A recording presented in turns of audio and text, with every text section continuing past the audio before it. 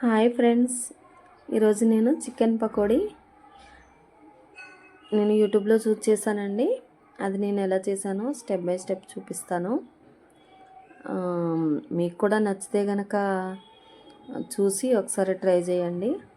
అలాగే నా ఛానల్ని సబ్స్క్రైబ్ చేసుకోండి, లైక్ కొట్టండి, షేర్ చేయండి. ఓకేనా ఫ్రెండ్స్? ఇప్పుడు మనము స్టెప్ బై స్టెప్ చూద్దాము. నేను ఎట్లయితే తయారు చేశానో అలాగా.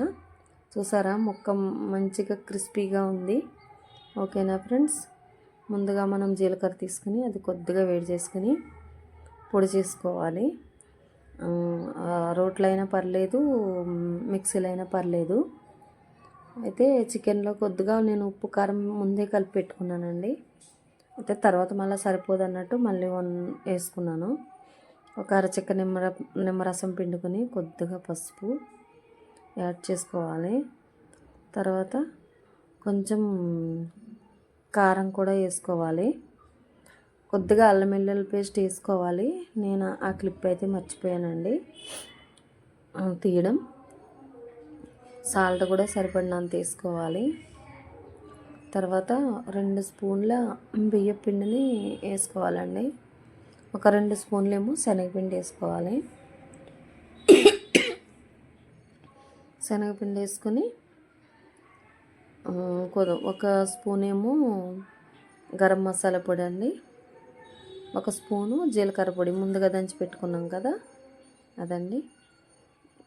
ఇవన్నీ 1 బై 1 వేసుకున్న తర్వాత మనము శుభ్రంగా కలిపేసుకోవాలండి.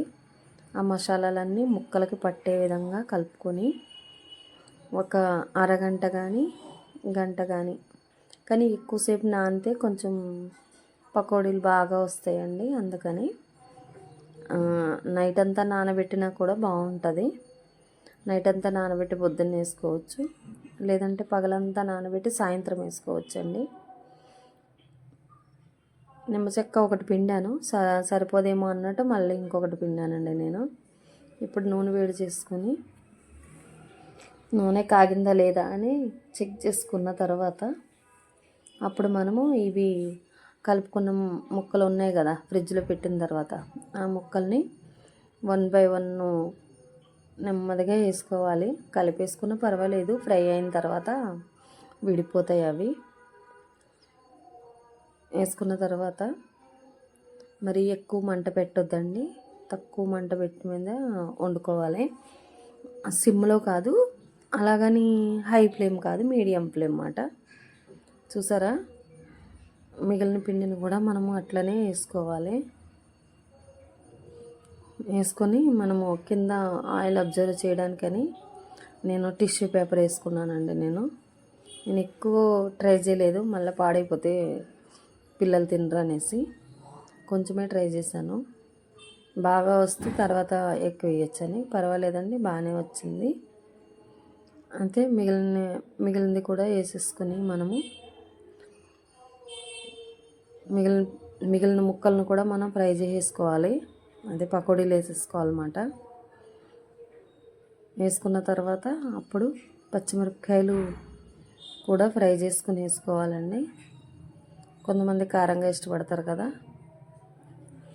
అలాగే కొంచెం కరివేపాకు కూడా ఫ్రై చేసుకుని వేసుకోవాలి. ఫ్రై చేసుకుని వేసుకుంటే ఇప్పుడు మనకి చికెన్ పకోడీ రెడీ అయిపోయింది. ఓకేనా ఫ్రెండ్స్? నాకైతే బాగానే వచ్చినాయి. నేను కలర్ అయితే వేయలేదు. మీకు కనుక కలర్ కావాలనుకుంటే కొద్దిగా కలర్ వేసుకోవచ్చు. ఫుడ్ కలర్ ఉంటుంది కదండి, రెడ్ కలరు, అది వేసుకోవచ్చు. ఓకేనా ఫ్రెండ్స్?